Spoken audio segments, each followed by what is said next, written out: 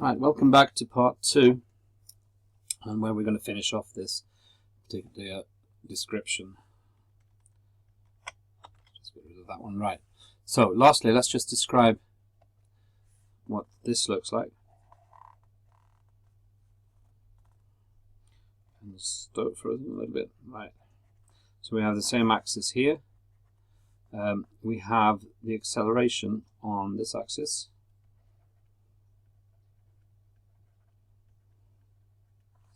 And we will see that as a result of this factor here, we get A max, that's the maximum acceleration, is equal to the amplitude times omega squared.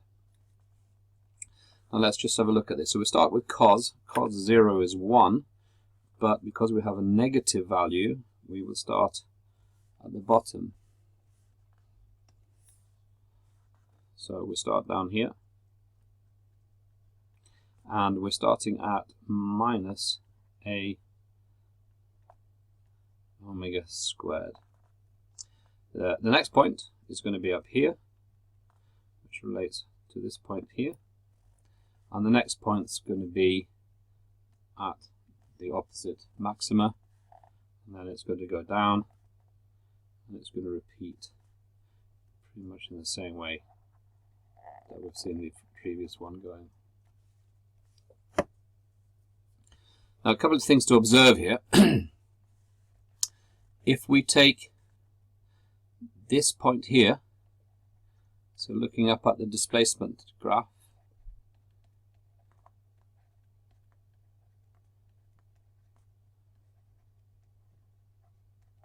and we compare this to the acceleration,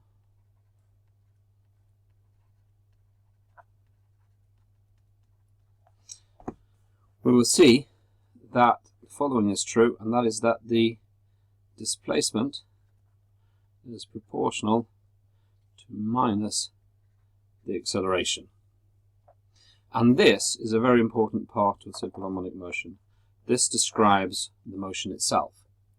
Now, using Newton's second law, where we know that force equals mass times acceleration, if we just look at that equation for a moment, force,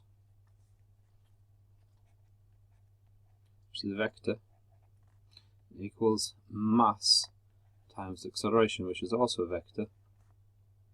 So we can actually re-express this, that the displacement is proportional to the force, and of course displacement is a vector as well, but it's in the opposite direction to the force.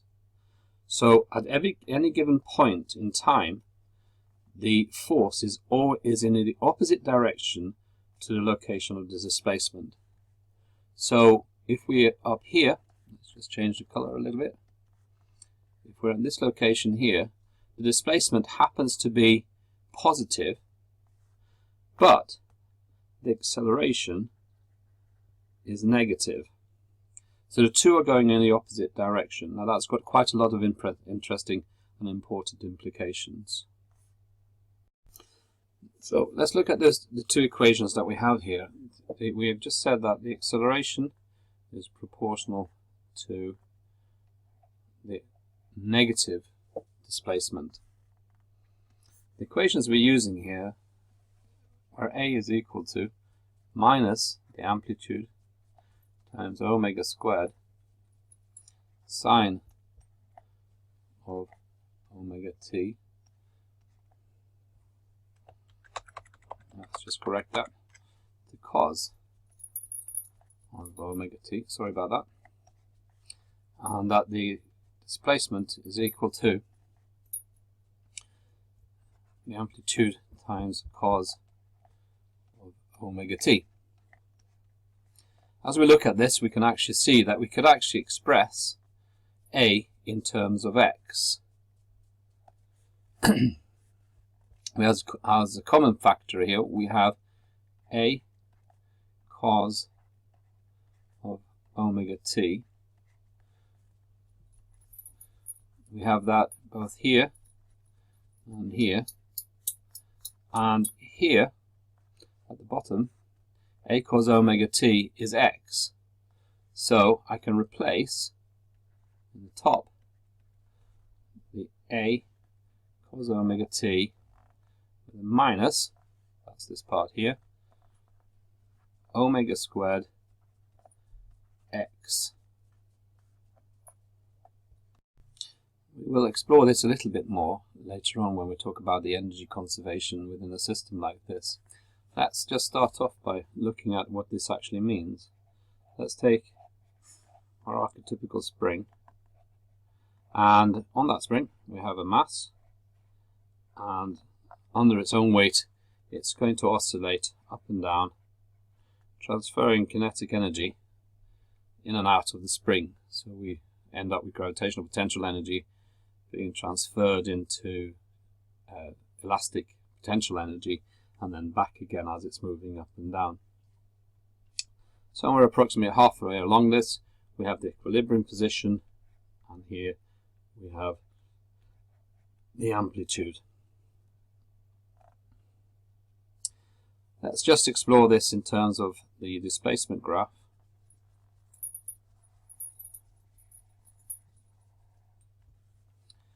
When it's at its minimum displacement, thinking of it being up, thinking of the mass being up here somewhere, we have a force. This is the maximum displacement, so x max at this point, because we're at the amplitude. The force, as it's going in that direction, pick a different color, as it's going up in this direction, the force is in fact acting to slow down the movement, so it's actually pulling backwards. The force is in this direction, but the velocity is in that direction, until it comes to its maximum displacement, at which point the force is still pulling it back down again. So here, if we just transfer this, as it's moving up, the force is pulling backwards. As it's moving down, the force is accelerating it downwards. We notice from this equation here that it's at its maximum. Its acceleration is actually at its maximum when it's at its displacement, maximum displacement. The two are at the maximum at the same point, although one is pointing in the opposite direction to the displacement itself. Similarly, we have the same object oscillating down here. The force is pulling it back up again. However, the displacement is negative. This is our equilibrium line here. The force is actually on the negative side of that displacement. So even though we are on the negative side, we're actually having a force pulling us back. So as it's moving in upwards, it's being pulled downwards until it stops, and then it starts accelerating down again and its velocity increases. The point at which its velocity is at its maximum is when it's accelerated most rapidly. So Vmax, the maximum velocity, is going to be when the displacement is at 0. And we can notice that because when cos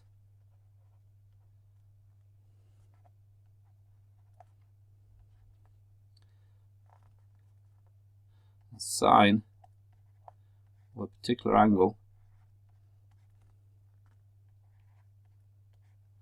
when cos is 0, sine is going to be 1.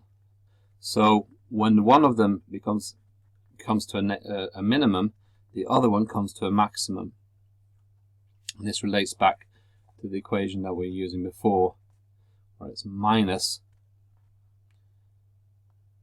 a omega sine of omega t. Okay, so at this point we can actually do some simulations that we can look at the screen here.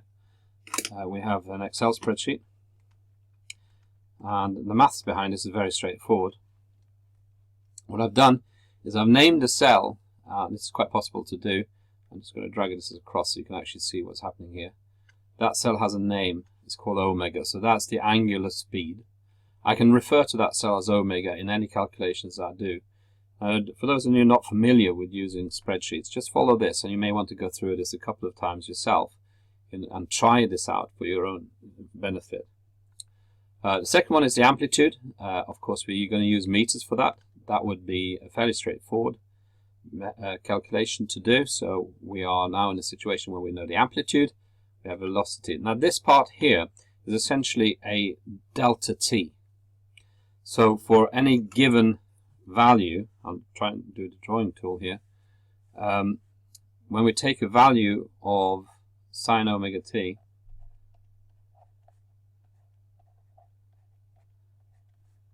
what we're going to do in the next row is we're going to go sine omega t plus this value here. So I would call that delta t. And then the next line is going to be plus 2 of these, and it's essentially going to build on the previous one. So what we're going to have is we have a long line of numbers here where the time steps are just this, simple ways of adding a little bit of time to the previous calculation.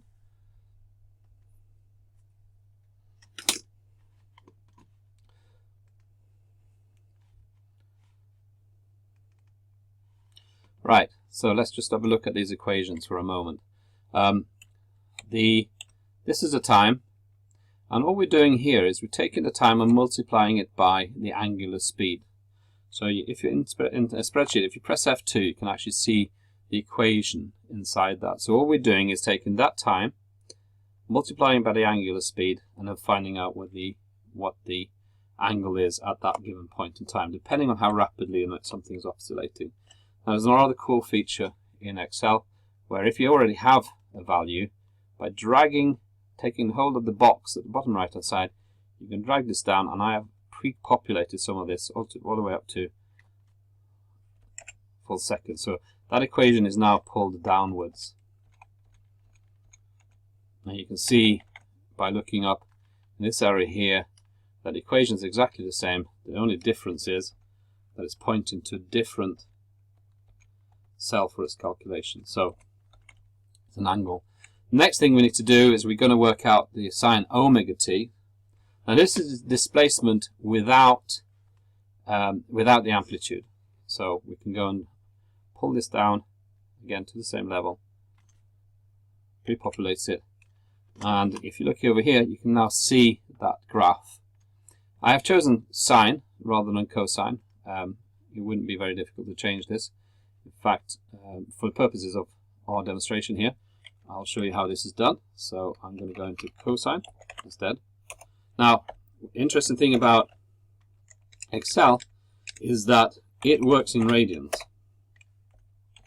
If you want to use sine and cosine in Excel, you actually have to convert this to radians, to degrees, using all the normal ways of doing it. Now we're going to go for the displacement itself. So this is this displacement without the amplitude. Again, I'm going to I'm using this one as its basis, so I don't need to use the sine again. So just go straight down here, pre-populate that, and all that's doing is multiplying these values by the amplitude here. Right, I'm going to save this here, and we will continue this one in the next video.